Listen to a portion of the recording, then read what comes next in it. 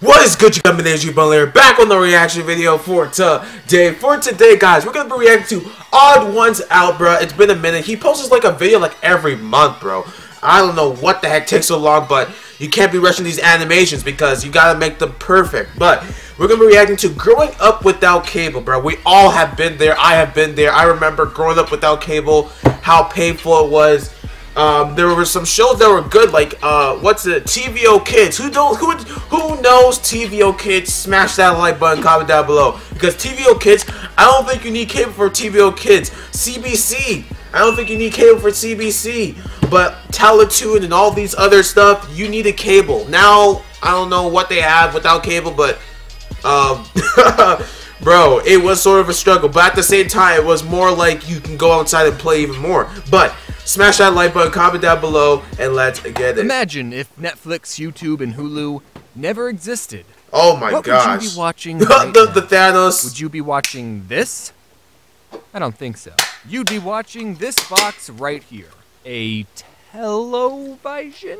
On this device, a television. What you wanted to watch, and when you wanted to watch it, the television would decide television. Oh my god. And instead of watching a single 5-second skippable ad in the beginning, you'd have to watch 5 30-second long unskippable ads. Facts. Can you think of anything more annoying? An advertisement. People are complaining about freaking 30-second ads.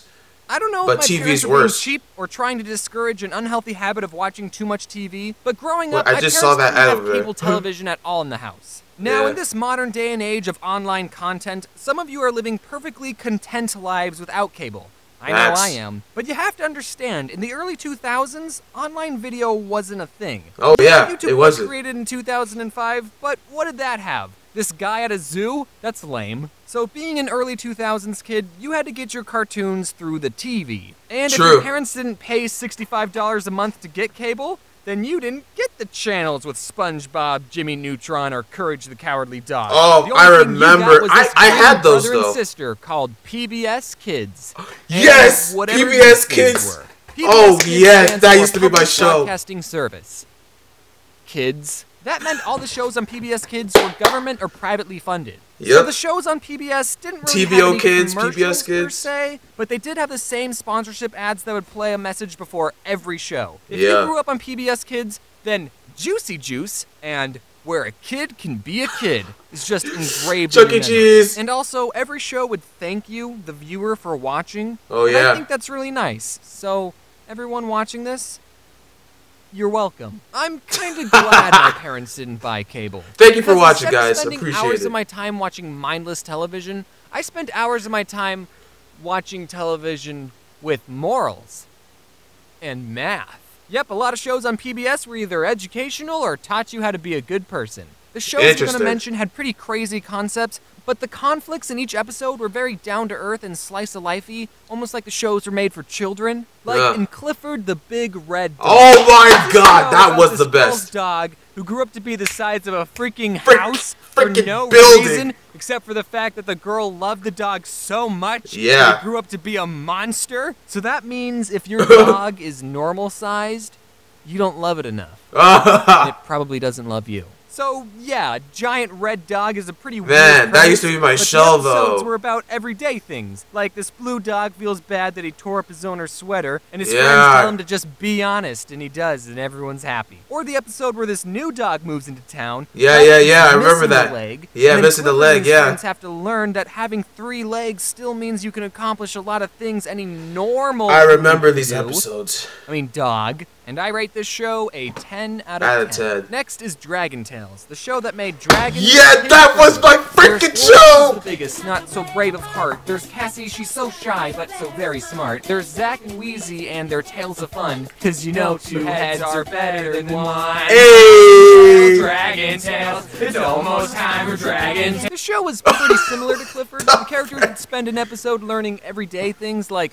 how to do a cartwheel, or they would try to make it rain so they could show their friend what a rainbow looks like. And there was also this grandpa dragon who knew Spanish for some reason. Don't come too close, niños. And that wasn't the weirdest thing on the show, actually. There was also a dragon character in a wheelchair? Yeah, Which, yeah. Just Like Clifford is a good character because it teaches kids that disabled people are still people who can accomplish a lot of things. Facts. But I think it's a weird combination of two things. A dragon, a mythical beast known for destroying cities, in a wheelchair? Facts. If you wanted to That's stop weird. a dragon from destroying your city, then you just don't install wheelchair ramps anywhere. Break I should their stop legs talking. or something. I rate the show a 10 out of 10. Now let's talk about Arthur. Here's some fun. Oh yes, Arthur! Be an aardvark.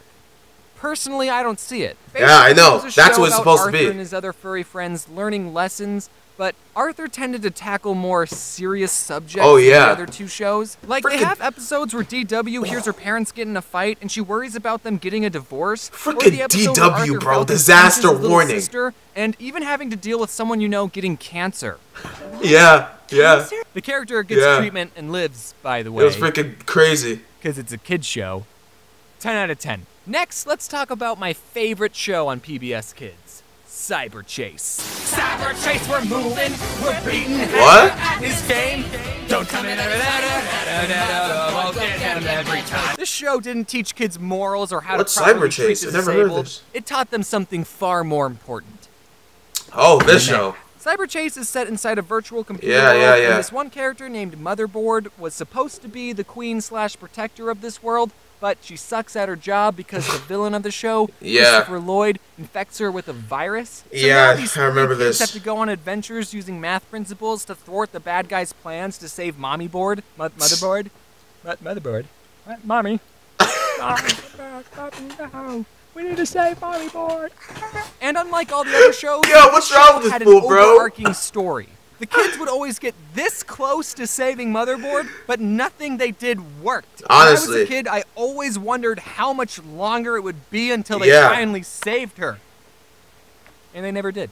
They never Show's been did. going Yeah, on they never for did. 16 years, and they're still learning new math principles trying to save Motherboard. I think they're at calculus at this point. The show is teaching you slower than an actual school. What kind I of love a show calculus. makes you wait 16 years for a conclusion? Cyber Chase does, and it's one of the best shows ever created. 10 out Nah, of 10. One I last wouldn't show I say want to that. bring up is called Caillou. All you need to know about Oh Caillou my is gosh, that Caillou. Caillou is a 4-year-old and a demon. He Yeah. constantly throws a tantrum whenever he doesn't get his way. Honestly, Even in bro, his theme he was song, such he an mentions how asshole much of a brat he sometimes. is. Like, Growing up is not so tough, except when I've had enough. And then he's crying like a child. Well, you don't have to grow up, Caillou. The world doesn't revolve around you. Now, you might be thinking, James, this kid is 4 years old. Of course Exactly. he's going to be a brat. And I agree, but a big problem with Caillou isn't the fact that he's a brat, but it's with his spineless parents. yeah, I know. Their He parents are lets him get away stupid or with something. Everything. Whenever I misbehaved, you know what happened to me? I had to go sit in the timeout corner. You know what happens to Caillou? Nothing. Not once does Caillou ever get punished. It's always his mom just being like, Caillou, what you said wasn't very nice. Now behave, okay? 0 out of 10 with the show with just the humans. I hate it. I just realized that all the shows I mentioned were animated, but there was a lot of non-animated shows that I still Oh, yeah. watched, Oh, my but gosh, whatever, I could Zaboomafoo. just say that these shows fit the theme of my channel. Oh, Or I man. can make a part 2. I can do whatever I want. Now, as a Frickin' die-hard Big Bird. PBS fanboy, I think I speak for everyone when I say that what PBS was missing was a crossover episode. How hard would it have been for the Clifford people and the Dragon Tales people to coordinate an episode where the three-legged dog finds the dragon scale, he could dig it up out of the sand because dogs like to dig. Except Yeah. this dog wouldn't be that good at digging. And then he would meet up with a wheelchair dragon Oh. and they could be best friends. I would have loved that. As That would have much been as I'm so joking weird, though. about it, as a kid, I actually really wanted a crossover episode between the shows Clifford and Clifford's Puppy Days, which is another show that follows Huh. Clifford before he was interested. Yeah, yeah, when I he think was I remember tiny. that. So before Emily Elizabeth loved him. So there was a bunch of new characters that all knew Clifford when he was little, and the two shows existed in the same universe, so it wouldn't have been that unbelievable for Clifford to visit his childhood home, and then all True. the other characters who used to call him Small or Squirt would see him now and be like, wow!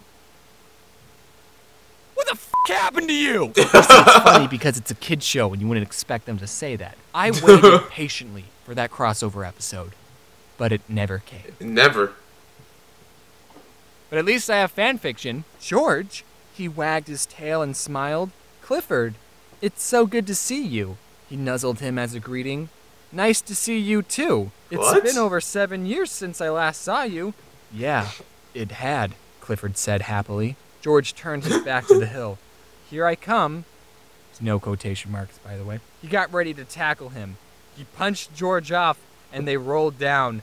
Then, when they got to the bottom, George pinned Clifford, who was panting. The three looked at the two of them, who seemed to be having a staring contest, so they decided to go somewhere else. Both laughed, and Clifford got off of him. He sat down and waited for George to stand up. So, what are we gonna do? The Red Dog said while quickly getting into a playing position. Okay, what is this? Hello everyone, I'm back. Did any of you watch these shows as a kid? That's cool, I guess. Alright. So, what was that at the end? Was that something he made up? That's pretty funny. Comment down below if you were born in those type of times. Bro, what was your favorite PBS show? Bro, I watched Clifford the Big Red Dog. I watched Arthur. I watched all these Dragon Tales. Bro, I watched the Zaboomafoo. Oh, bro. Oh my. Bro, what happened to those? What happened to those brothers in Zaboomafoo? Where are they even? They're probably fathers or something now. But like, that's crazy, man. Like, man, those just brought back memories. And Arthur, oh my gosh, bro, do you know what's so funny about Arthur? You guys can search this up yourself, or you guys can go on PBS Kids on TV to see if this is real or not. But Arthur, they have new episodes of Arthur because they used to always like just you know, redo the episodes and stuff like that. But they actually have new episodes of Arthur, which is very, very interesting to me because I thought they would never have that, but they actually do have new episodes of Arthur. And I was actually watching 1 or 2 episodes. This was like in the past. This was like 2 years ago, or like a year ago or something. But comment down below your opinions. Smash that like button if you guys are new. Comment down below what was your favorite episode, or what was your favorite you were a kid. Just comment down below if you watch any PBS kid type shows or whatever. Yeah, comment down below your opinions. I'll catch you guys in the next video. And yo, bro, I'm done. Peace.